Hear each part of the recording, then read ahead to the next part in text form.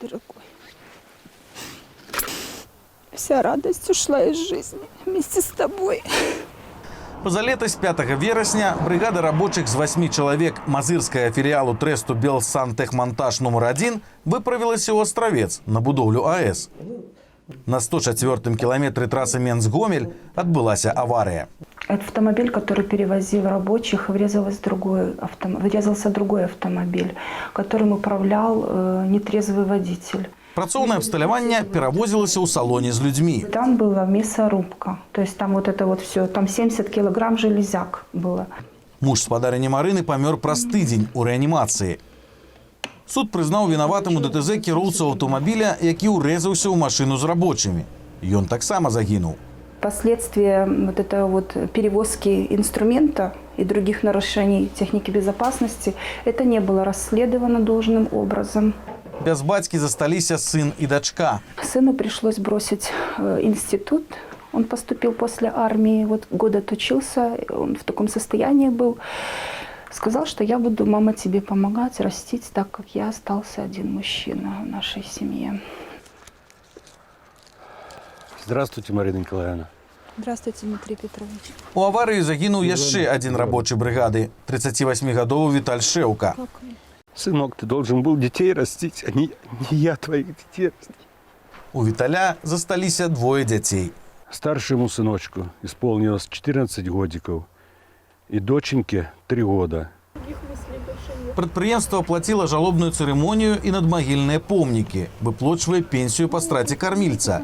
Скампенсаваць жа маральную шкоду адмаўляецца. Суд присудил нам этот моральный ущерб, но организация подала на апелляцию. Апелляция была 27 декабря. Решение суда осталось в силе, но организация выплаты не делает. Віктору Рыбянку пашанцавала. Ён у аварыі выжыў. Очнулся, когда меня скорая помощь приводили в чувство. Доктор у больничном листе написал: у Виктора побытовая травма. Через суд добились, что, чтобы была производственная травма. Люда, ходи. Спадар Виктор сгубил 80% працаздольности. У меня сейчас не работает рука, поэтому я сам не могу достать. Ён прапрацаваў у Белсантехмонтажы 18 гадоў, мае шмат граматаў і падзяк. Суд мне присудил 35 тысяч, чтобы они выплатили.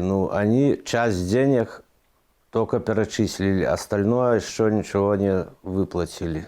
Чаму организация адмаўляецца скампенсаваць моральную шкоду? Наша организация не признает эти иски, потому что на самом деле не было несчастного случая на производстве. Реально признавать людей, потерпевшими при несчастном случае, которые покинули место работы, непонятно где получили травмы, увечья и смертельные, в том числе и смертельные увечья, неправомерно.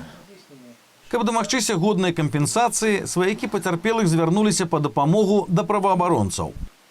Хаця віны, прамой віны наймальніка няма, але ж аўтамабіль гэта крыніца павышанай небяспекі і паводле грамадзянскага кодексу уласнік гэтай крыніцы нават без сваёй віны павінен кампенсаваць маральную шкоду. Усе сваякі праз суд прасілі спагнаць маральную шкоду, у выніку чаго ў іх гэта і атрымалася. Застаецца спадзявацца, пасля той страшнай трагедыі прадпрыемства перагледзіць, прынамсі, захады тэхнікі бяспекі.